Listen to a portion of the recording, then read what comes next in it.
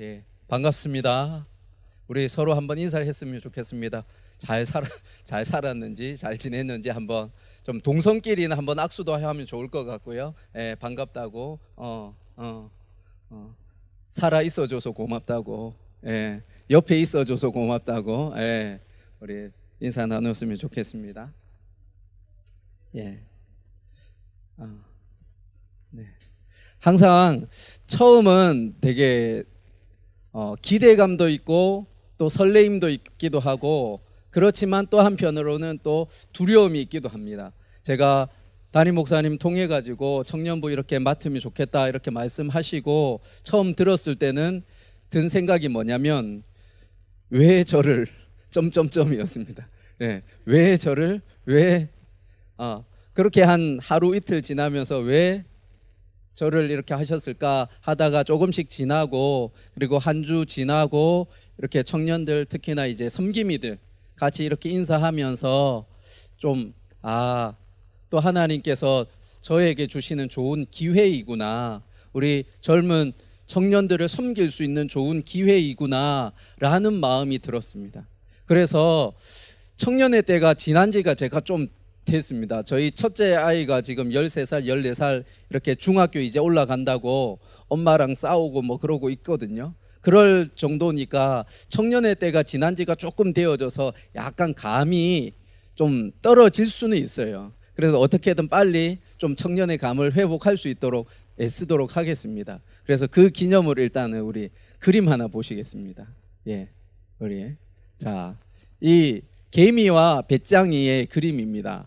예, 현대 이 한국 사회를 살아가는 개미와 배짱이 이 청년들의 삶을 아주 축약해 놓은 그림이, 단편 그림이 있어 가지고 함께 나눴으면 좋겠는데, 개미는 뭐 합니까? 일하고 있어요. 일하고. 신입사원이에요. 내가 올해 직장 생활 시작했다.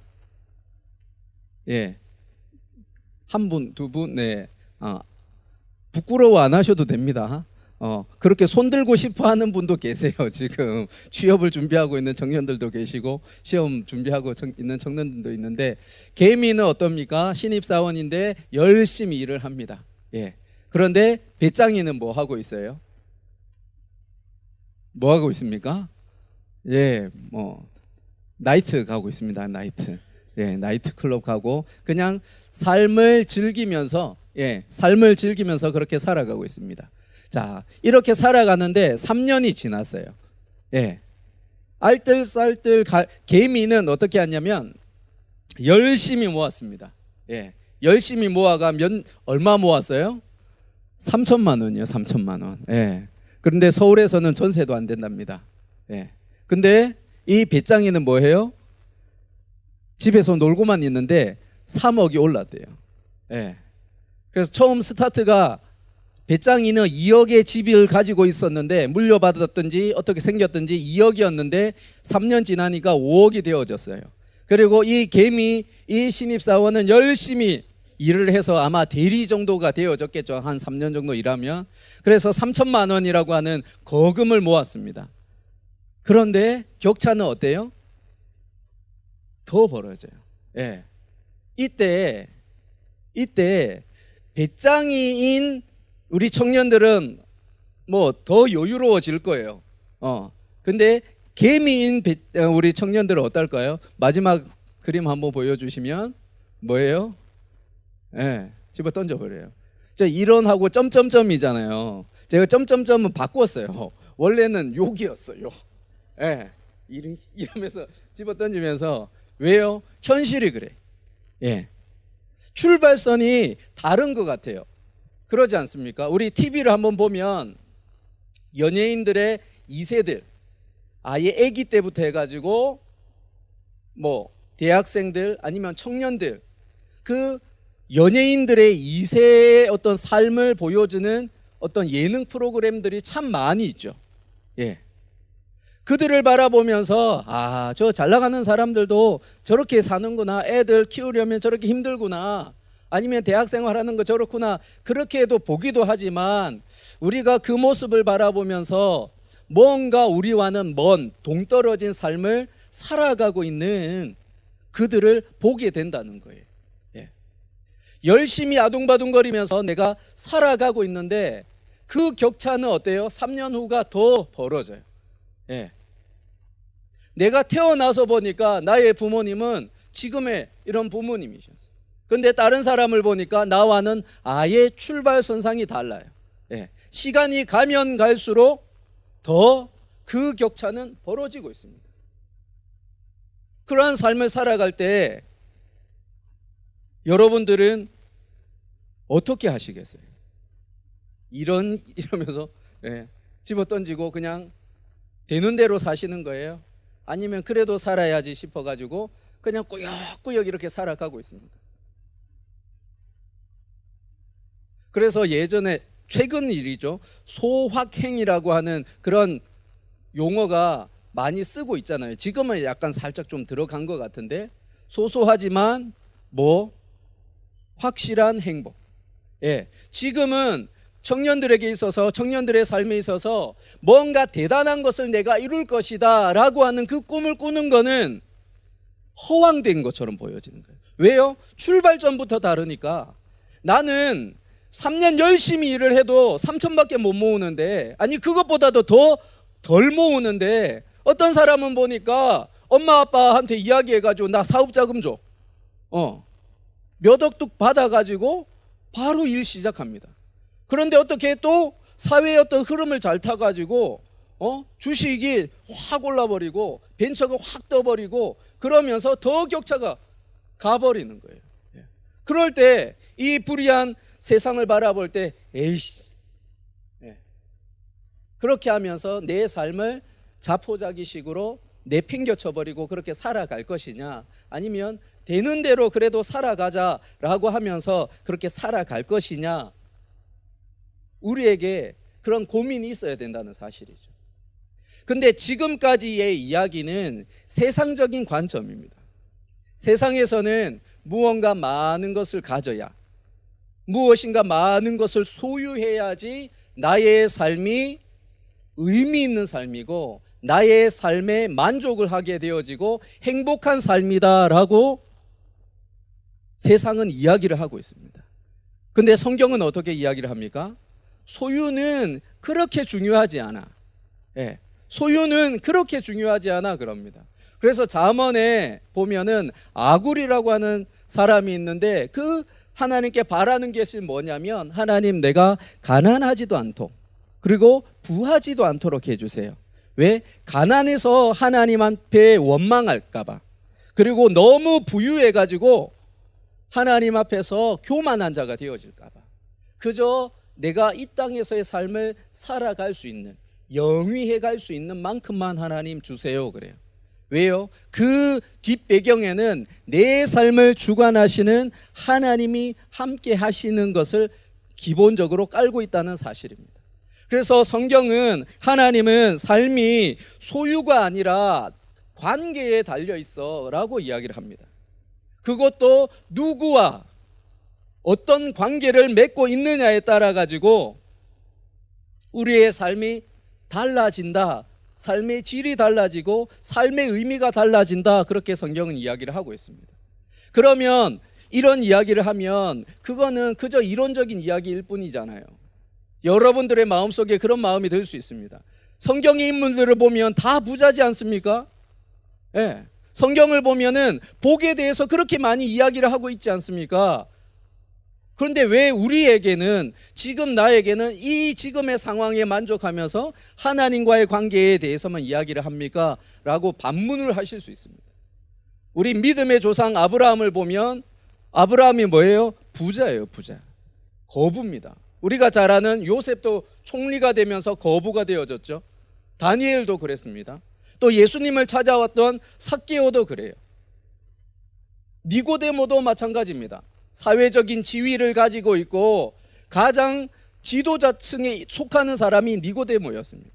그런 사람들을 바라보면 뭔가 많은 것을 가져야지 그 삶이 달라진다라고 이야기하는 세상의 그 이야기가 성경에도 고스란히 적용되는 것 같아요.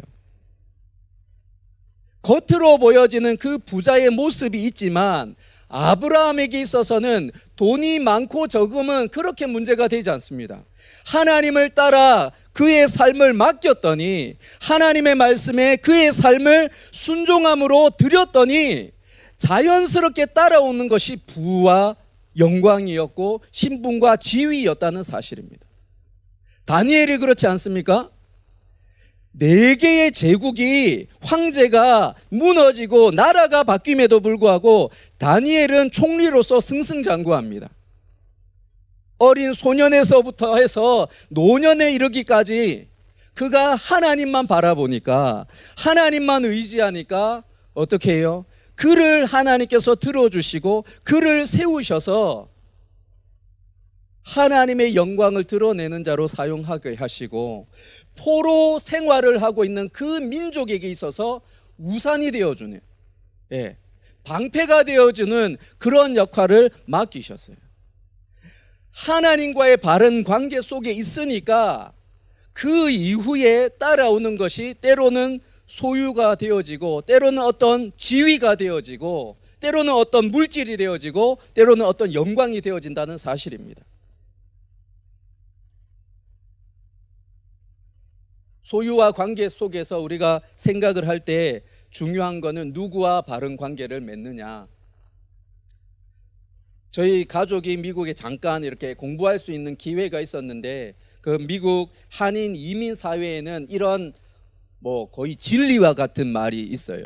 그게 뭐냐면, 처음 미국 땅을 밟았을 때, 이민을 가든지 공부하러 그 미국 땅을 갔을 때 처음에 자신을 마중 나오는 사람, 차를 태워준다고 해서 라이드 해주는 사람이 어떤 직업을 갖고 있느냐에 따라서 그 사람의 직업이 결정된다, 그렇게 이야기합니다.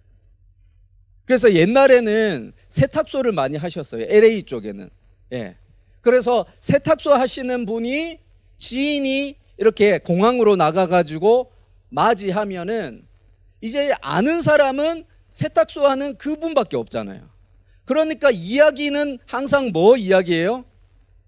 세탁소 이야기예요. 세탁소 이야기. 세탁소를 하면은 뭐가 어떻고 사람들하고 어떻게 하면 좋고 계속 하는 거예요. 그러면은 이 미국 땅에 처음 와가지고 아무것도 모르는 사람이 세탁소를 하면 되겠구나. 그래서 한국에서 잘 나가던 어떤 이사이거나 어떤 사업가도 그냥 넘어와갖고는 세탁소 하고 있는 거예요. 왜? 들은 게 세탁소 이야기니까. 저희가 있었던 데는 텍사스였거든요. 거기는 도넛 가게가 한인들이 거의 딱 잡고 있어요. 그래서 우리 던킨 도넛이나 크리스피 도넛 있잖아요. 그런 게 미국의 전역에 다 깔려 있는데, 텍사스 그 지역에서는 이 힘을 못 써요. 왜냐, 한인 그 도넛 가게가 너무 잘해요. 되게 이쁘게도 만들고 신선하게 맛있게 만듭니다. 그래서 이 텍사스 쪽으로 그렇게 가면 달라스 항공을 이렇게 공항에 내려가지고 딱 맞이하게 되어지면 그 도넛 가게 하는 분을 만납니다. 그러면 이게 계속 뭐 이야기예요? 도넛 얘기하는 거예요. 도넛 얘기. 도넛 얘기. 그리고 결국에는 도넛해요. 근데 괜찮아요. 사실 제가 거기 있으면서 그 집사님들의 삶을 보면 괜찮아요. 나쁘지는 않는데, 그래서 미국 땅을 처음 밟았을 때 마중 나오는 사람이 누군가에 따라서 그 삶이 많이 결정된다는 거예요. 그래서 혹시나 우리 청년들 중에 이민이나 유학을 생각하고 있다면 좀 생각을 해가지고 나오라, 그렇게 하셔야 돼요. 좀 이렇게 좀 잘 나가시는 분들한테 좀 나와라 그래가지고 이렇게 하시면 됩니다. 근데 미국 땅에서 한번 보세요. 미국 땅이라고 하는 거기에서 자신의 삶을 영위하기 위해서 이렇게 나아갈 때 누구와 관계를 맺느냐에 따라서 그 삶이 그렇게 달라진다면, 우리의 인생, 우리의 전생애가 전능하신 하나님의 손에 붙들려 있다면, 그 하나님과 내가 친밀한 관계 속에 있다면 우리의 삶은 얼마나 놀랍게 달라지겠어요. 우리가 읽은 시편 말씀 1절의 말씀 우리 한 번 더 같이 읽었으면 좋겠습니다. 시작.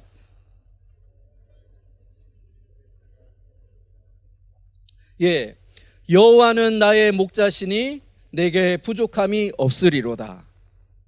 이 말씀 앞에 여러분들이 당당하게 아멘으로 고백하십니까? 아멘이십니까? 아멘이요? 진짜 아멘요? 진짜 아멘이셔야 됩니다. 우리는 양은 길러본 적이 없고 전문 목축인이 아니니까 양과 목자의 관계를 잘 몰라요. 그런데 계속해서 우리가 들었던 이야기들을 한번 생각해 보면 양에게 있어서는 내가 어떤 목자 만나느냐에 따라서 그 인생이 달라집니다. 양을 한번 보십시오. 양에게 있어서 공격용 도구가 있습니까? 무기가 있어요. 다리 짧잖아요. 눈 나쁘잖아요. 다리라도 길어가지고 빨리 뛸 수 있으면 늑대가 사자가 달려와도 도망이라도 갈 텐데 그럴 수 없어요. 염소처럼 뿔이라도 있으면 좋겠는데 양은 또 그렇지 않습니다. 그래서 양에게 있어서는 목자가 어떤 사람이냐에 따라서 정말 좋은 목자를 내가 만나느냐 그러지 않느냐에 따라서 그 인생이 달라진다는 거예요. 좋은 목자만 만나면 정말 부지런한 목자, 정말 성실한 목자, 그래서 내 양을 내 생명처럼 아끼는 목자를 만난다면 그 양이 광야를 걸어가도 아무 상관이 없어요. 왜 그래요? 내 목자가 물 먹여줄 거고 내 목자가 풀 줄 거고 내가 더우면 시원한 곳으로 인도해 줄 거고 추우면 따뜻한 곳으로 이끌어 줄 것을 알기 때문에 양에게 있어서 환경은 중요하지 않아요. 내가 배짱이의 삶으로 태어났든지 개미의 삶으로 태어났든지 상관없이 내 삶의 목자가 누구냐에 따라서 그 삶의 질이 달라진다는 겁니다. 내가 광야 가운데 있어도 내가 나의 목자 되신 그 하나님과 친밀한 가운데 살아가고 있다면 그 자리가 하나님 나라 되지 않습니까? 내가 아무리 승승장구를 한다 하더라도 내 인생의 주인 되신 그 하나님이 없다면 우리는 절망의 나락으로 떨어지지 않겠습니까? 최근에 젊은 가수들이 그 성적인 그런 범죄로 인하여서 철창에 감옥에 들어가는 그 모습들 보지 않았습니까? 얼마나 잘 나가던 인생이었습니까? TV를 틀면 수시로 보였던 인물들 아닙니까? 그런데 하나님이 없으니까 그 삶의 진짜 목자 되신 그분이 없으니까 그 삶이 한순간에 그렇게 무너져 버리는 그런 모습을 보게 되어집니다. 그런데 우리의 목자는 어떤 분이시냐 하면 우리 요한복음 10장 11절의 말씀, 우리 표준 세번역 말씀인데 우리 한번 같이 읽어보겠습니다. 나는 선한 목자이다. 선한 목자는 양들을 위하여 자기 목숨을 버린다. 나의 목자가 한낱 이 볼품없는 내 인생을 위하여서 자신의 목숨까지 버리시는 목자라면 그 목자의 부름 앞에서 아멘 하면서 달려가지 않겠습니까? 자기 생명도 아낌없이 나를 위하여서 내어놓으시는 목자라면 그분이 부르실 때 내가 볼 때 저 길은 아닌 것처럼 보여줘도 그 목자가 가자 하면 가지 않겠어요? 세상에서 제일 무서운 사람이 그걸 하잖아요. 자기 생명 그냥 하찮게 여기는 사람, 그냥 나는 죽어도 되니까 상관없으니까 어떻게 해봐라 하는 사람 제일 무섭다잖아요. 근데 우리 주님께서, 우리의 목자 되신 주님께서 어떠하십니까? 우리를 살리기 위하여 그 생명을 내어놓으시는 분이다, 그렇게 이야기를 합니다. 그뿐만 아니라 나의 목자는 나를 가장 잘 아십니다. 우리 요한복음 또 10장 14절의 말씀 우리 한번 같이 읽어보겠습니다. 나는 선한 목자이다. 나는 내 양들을 알고 내 양들은 나를 안다. 하나님이 어느 누구도 몰라줘도 어느 누군가 나를 이해해 주지 못해도 그분은 아신다 이야기를 합니다. 여기서 안다라고 하는 말은, 성경에서 안다는 말은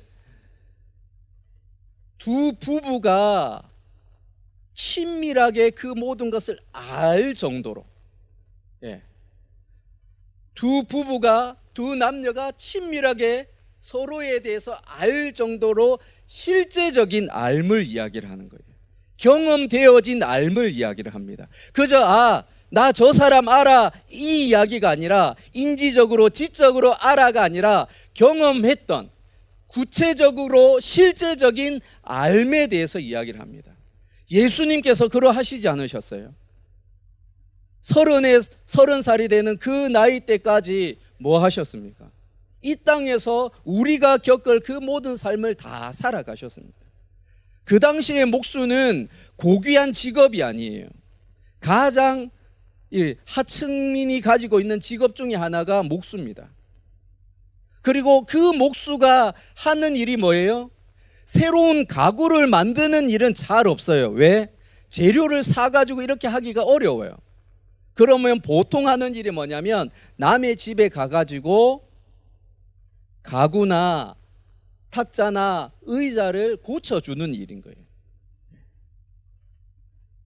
자신이, 예수님이 친히 우리가 이 땅에서 겪을 그 가난과 배고픔과 추위와 그 고통을 다 겪으셨을 뿐 아니라 그가 만나는 사람들이 다 어떤 사람이에요? 다 가난한 사람들이에요. 부자들은 어떻습니까? 안 고치죠. 사면 되잖아요. 예, 사면 되잖아요. 근데 없는 사람들은 어떻습니까? 다리 하나 부러지면 어떻게든 나무 맞춰가지고 세우고 붙이고 그렇게 고치려고 하지 않습니까?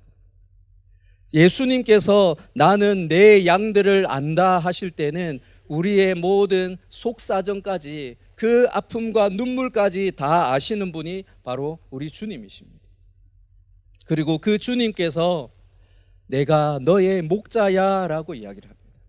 그래서 다시금 우리가 시편 23편 1절로 돌아가 보면 여호와는 나의 목자시니 내게 부족함이 없으리로다. 왜요? 내가 처한 환경과 상황은 상관없어요. 불의한 이 세상 속에서 살아간다 하더라도, 출발선이 다른 삶을 살아간다 하더라도 내가 하나님과 바른 관계를 맺고 살아간다면 우리의 삶은 그분 손에 달려있고 그분의 계획 속에서 놀라우게 만들어져 갈 것입니다. 우리 개미와 배짱이 그 그림을 한번 다시 봤으면 좋겠습니다. 알뜰살뜰 살아가는 이 개미군이 여전히 소유에 집착하면서 살아간다면 그 사람이 어떨까요? 그 인생이 어떨까요? 근데 배짱이의 삶이 저렇게 살다가 그 삶의 공허함을 경험하면서 내가 이렇게 살아서는 안 되겠지, 내가 이렇게 살면 안 되겠지 생각하면서 다시 하나님을 찾는 인생으로 바뀌어졌다며, 내가 개미냐 배짱이냐 그게 중요하지 않습니다. 내가 누구와 바른 관계를 맺고 살아가느냐, 내가 하나님과 바른 관계를 지향하면서 살아가느냐 살아가지 않느냐에 따라서 우리의 삶의 모습이 달라진다는 사실입니다. 여러분들이 가는 길이, 여러분들이 걸어가는 인생의 길이 고되다 하더라도 나를 가장 잘 아시는 주님께서 함께 하신다면, 나를 위하여 생명까지 아끼지 아니하시는 그분이 나와 함께 하신다면 우리의 삶은 새로워지기 시작할 것입니다. 우리 빌립보서 4장의 말씀을 우리 같이 한번 읽어봤으면 좋겠습니다. 4장 12절 13절의 말씀 같이 읽겠습니다. 나는 비천에 처할 줄도 알고 풍부에 처할 줄도 알아. 모든 일 곧 배부름과 배고픔과 풍부와 궁핍에도 처할 줄 아는 일체의 비결을 배웠노라. 내게 능력 주시는 자 안에서 내가 모든 것을 할 수 있느니라. 바울이 왜 이렇게 고백할 수 있어요?